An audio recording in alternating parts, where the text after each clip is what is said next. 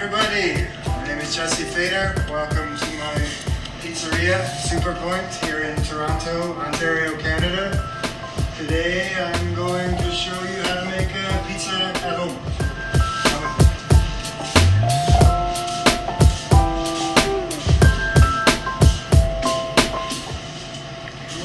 Alright, so we're going to do this as simply as possible. I'm not going to use any of the commercial equipment that we have here at the shop, so you can knock this out yourself.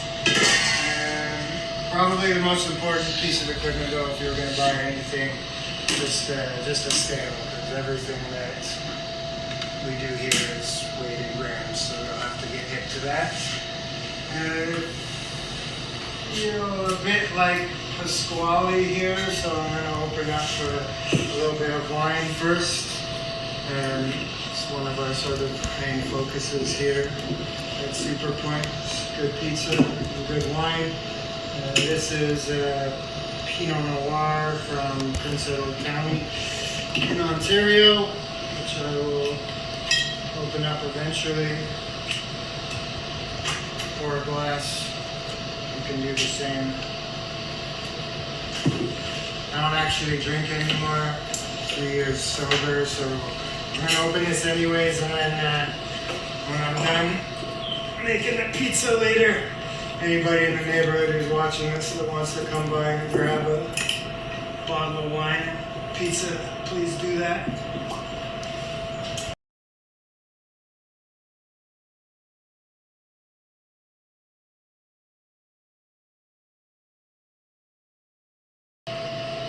First things first.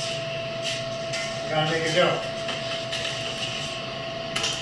This is a dough recipe, so I don't screw this up and forget something. Set your scale to 0. First thing that we're going to add to our bowl, room temperature water. Or cold water. It actually doesn't really matter that much, but room temperature water.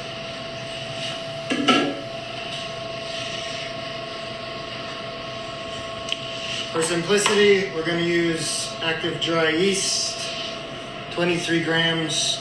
If you guys have all been nerding out on that sourdough, you can do that probably for this amount. I would put like 300 grams of starter, a little bit of sugar, beat the yeast, a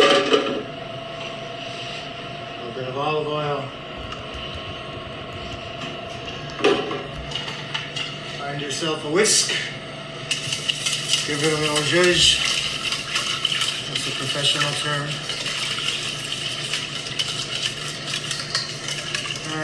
Some people will tell you should wait until it's moving or bubbling or activated. I don't think that actually makes a big difference, so we're just going to go ahead and dump in our flours. Let me see here. 1,125 grams of bread flour. So this is a high protein, high gluten flour that we cut with a 00 flour because I'm a nerd and I wanted to make a dough out of a flour that didn't exist. So 602 grams 00 flour.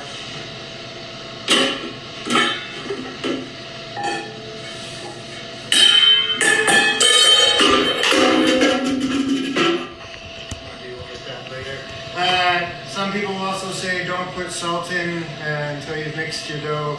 I never found that that did anything detrimental, so we'll add that in now. And get mixing.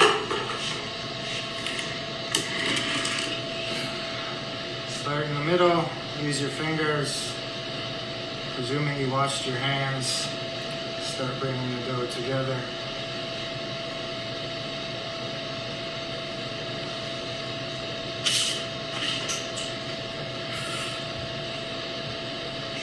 Once you don't have a complete lake in there, you can probably dump out the contents of your bowl onto your work surface. Pizza's messy work.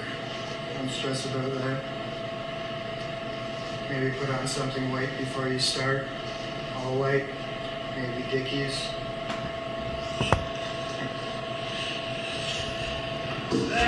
Okay, so now the next thing, just knead until you've got a nice elastic dough. I would say probably 15 minutes. Don't forget to grab all the shaggy bits off of your fingers. Here at the shop we would use a spiral mixer, but they're like $10,000, so for home use, let's just go ahead and use that. Muscles I don't have.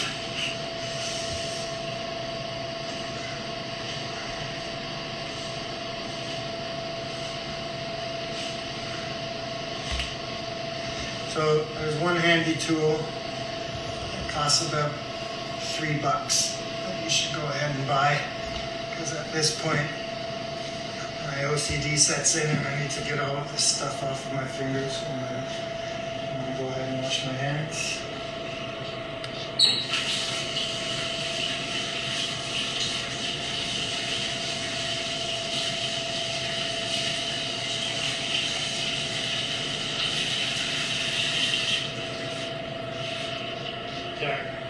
So that piece of equipment, a little plastic bench scraper, it's about $3. Keeps your workstation clean. Helps you move your piece of dough.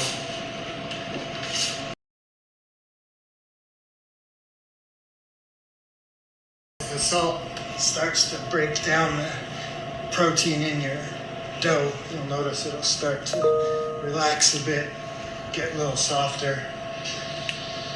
I'm not going to do this for 15 minutes because, well, you'll just lose interest. So let's assume for a minute that this has been 15 minutes. Going to grab yourself a baking tray, plunk your dough down on there, cover your dough up with a garbage bag, plastic wrap, whatever you have. I like to use a garbage bag because I find it just doesn't stick to the dough quite as much. Set that off to the side.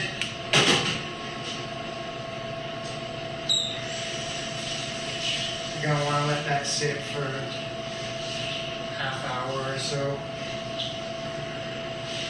just to relax, for the dough to get nice and soft. Clean your bench. Wipe down your scraper. Ding! Magic of television. You're going to have a dough after about half an hour that looks a little bit more like that. So you can see it's gotten nice and shiny. It's starting to move a little bit, not too much. And from this point, we're going to bring back our scale and ball out some dough. So for that, you need a cutter and a scale set the grams back at 0. At the shop we do like a 20-inch pizza. It's huge, about 1 kilo of dough. I don't recommend you do that at home. It's a pain in the butt to stretch, and without like a ton of practice and effing it up, it's probably not going to go so well. So we're going to do a smaller dough today, 200 grams. Pop on the scale.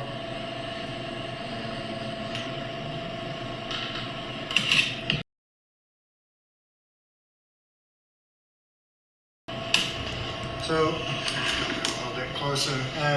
One of the most important things when you're balling out a dough is you want to turn it into itself. I don't really know how to describe this movement other than like you're kind of creating a bowl, and then you want to close that bowl right up. Pinch it shut. And that's a little dough baby, ready to go into the fridge. Making sure you have no hole on the bottom is kind of key, because when you go to stretch it out later, you'll just end up with a giant hole in your pizza. This recipe is enough for probably like 20 pizza doughs, so you can chuck whatever portions you want in your freezer. Pizza dough freezes when you need it. Let it defrost for an hour and it'll be good to go.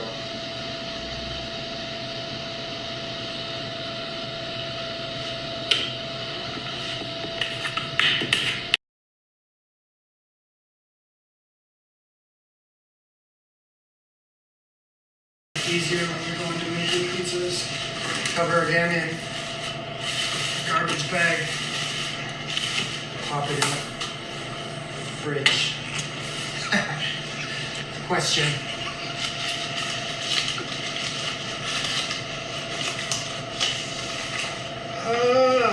Okay.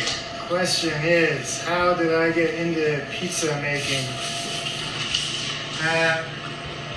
I mean, I've been a cook my entire life. It's the only job I've ever had. I didn't have a ton of pizza experience before here. I worked at like a Neapolitan-style pizza restaurant, but really, I guess just like any kid, I ate a lot of it growing up, and it's just something I've always loved eating, and I wanted to figure out a way to make a pizza that I could be happy with, which that's how I ended up here.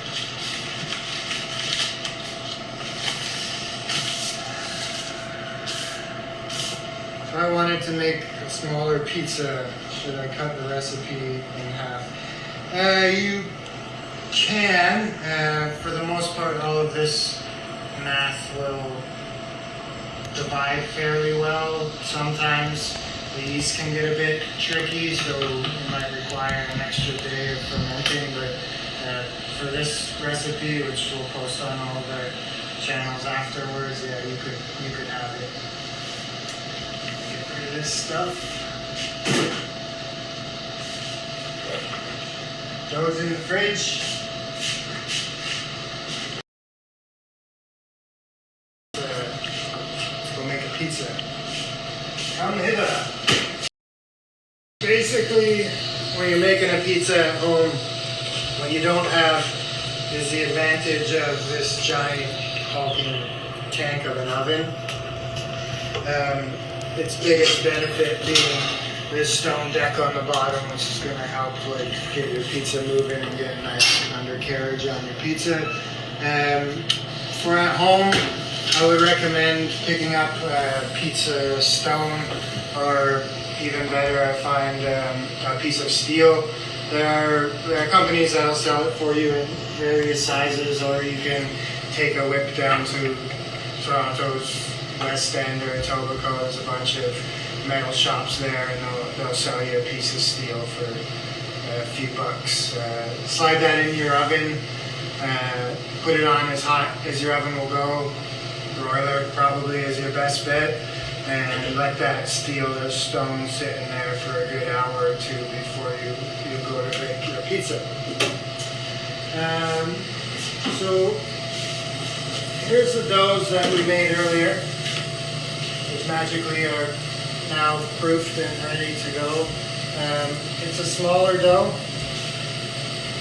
which means it'll be a little bit easier for you to stretch at home.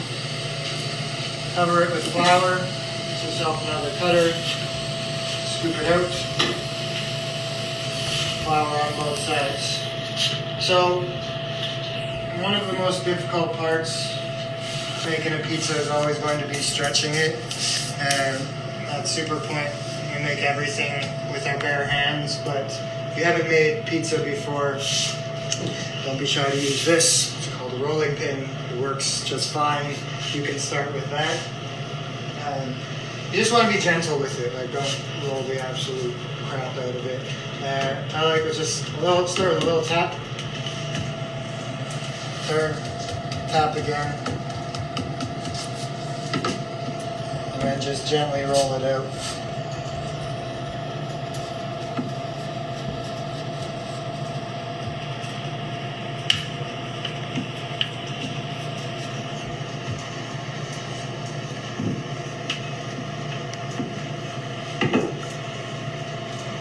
We do a New York style pizza here, so it's a very thin, crispy crust.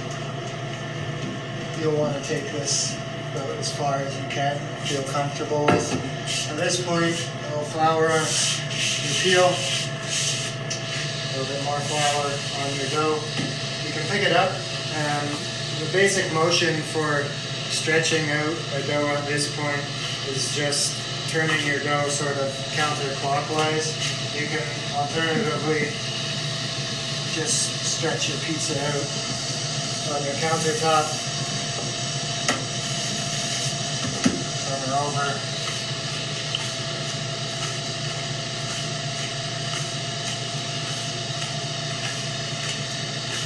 So what you're looking for is a smooth, even consistency. Your dough shouldn't have like light spots in it. You'll see little bubbles, but I guess really what you're looking for, or what you're not looking for would be, let's take it until like that. Now you've ruined it, and it goes in the bin. So I'll do one more, a little bit quicker in real time, and then we'll dress it.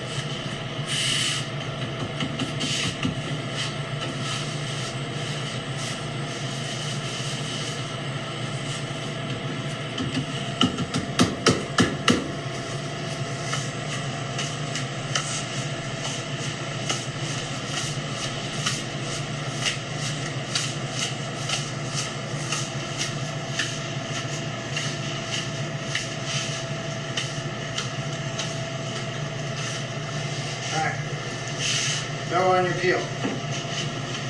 Don't worry if it's not a perfect circle. You can adjust that afterwards. I have forgotten entirely about the sauce. So what we're going to do is take this dough, put it in the bin, go back and make some tomato sauce for our pizza.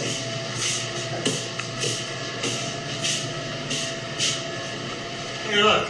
It's all the stuff you'll need for making a pizza sauce. We have 1 can crushed tomatoes. This is about 100 ounces, just shy of 3 liters. Get that into a bowl. We do an uncooked sauce here, really simple. Crushed garlic, dry oregano,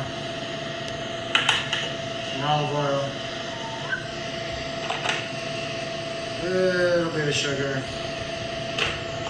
kosher salt. Get yourself a wooden spoon.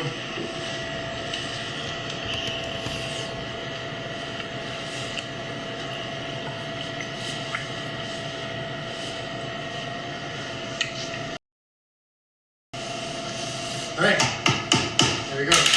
Let's start all over again, back to the pizza station.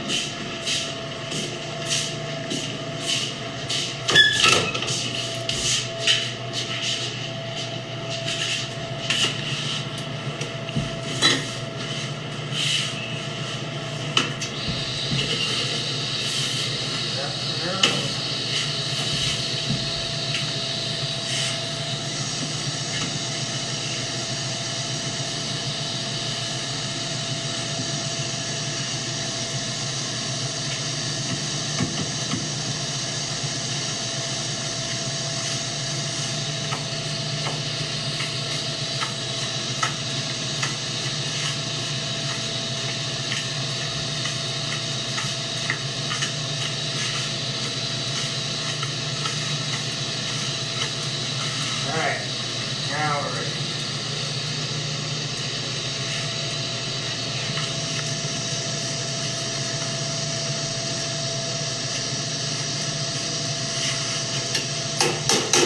Here's some of this tomato sauce that we just made. Get yourself a ladle. Drop the whole thing straight in the middle. Start from the middle. I'm just going to make tiny little circles. Work your way to the edges. I like a good sized crust, so I don't take it too much further than that.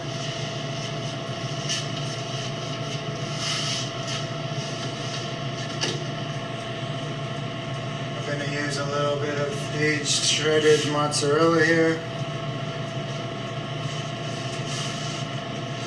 Not too much. Sometimes less is more. And today we're going to keep it pretty simple and just do a pepperoni and mushroom.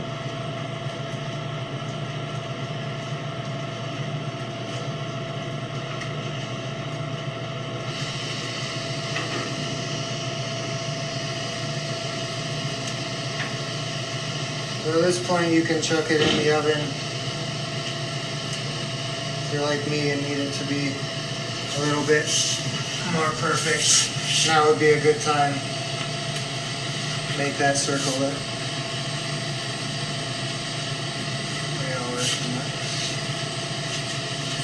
Give it a little shake, make sure it's moving on your board. Into the oven.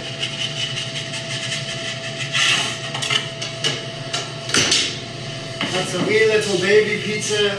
While that one cooks, I'm going to make a full-size pizza. 20-inch pie that we would make here. Again, anybody that shows up after this, that bottle of wine is still sitting there. And you can take this pizza. These are dough tins, what we use at the restaurant to keep all of our doughs separated for storage. It'll shake, dough comes out. More flour.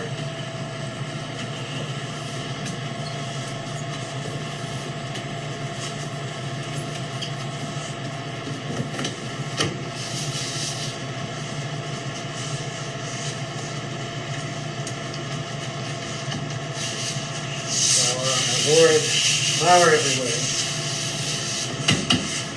And then we stretch it.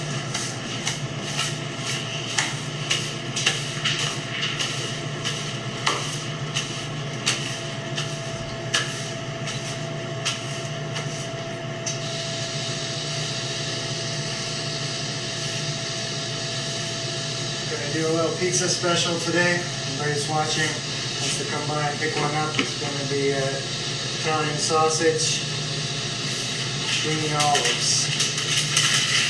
Boom.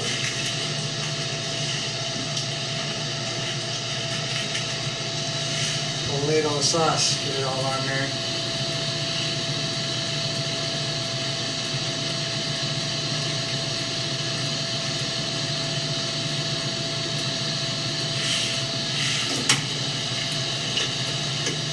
Full of cheese.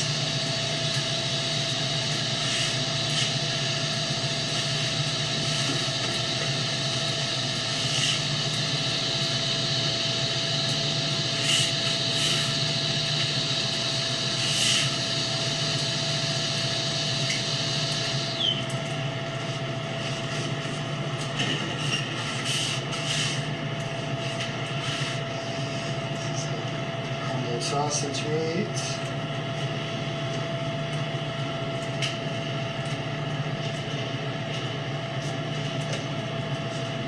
And our green olives.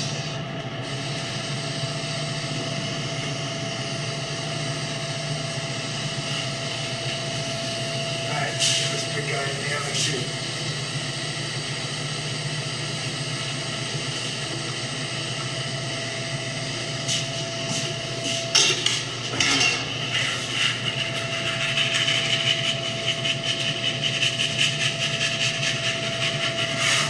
So when you're making your pizza at home, there's always going to be a different temperature at the front of your oven and the back of your oven. That looks about good to me.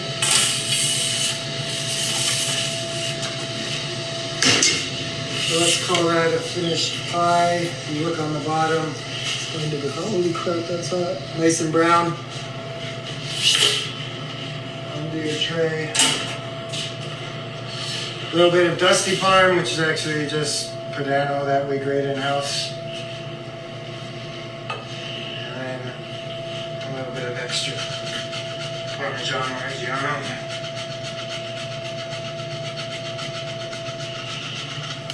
Oop. Yeah, you could leave that there, that won't suck. And, yeah, that'll suck, don't do that. And a little bit of olive oil. Alright. At this point, you know you've got a good pizza, you can hear the sound.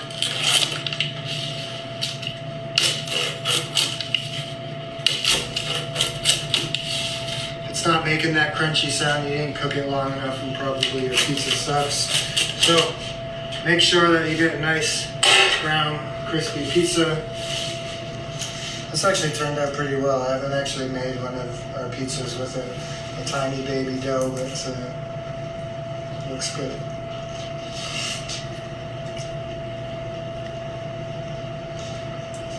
Yeah, you guys will be pumped with that.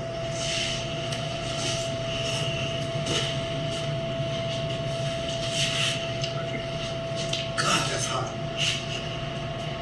Woo! Alright, if you have any questions about this recipe, any of it, I'm sure I forgot something, hit us up on our Instagram here at the shop, superpoint184, and probably